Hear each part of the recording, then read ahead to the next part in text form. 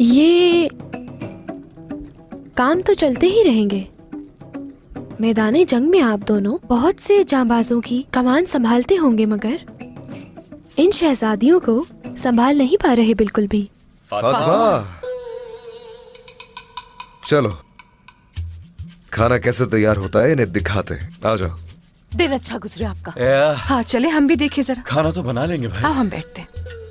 मगर ये सोच लें इसके बाद सिपाहियों की बातों से कैसे बचेंगे। भाई हाँ। कुछ नहीं होगा।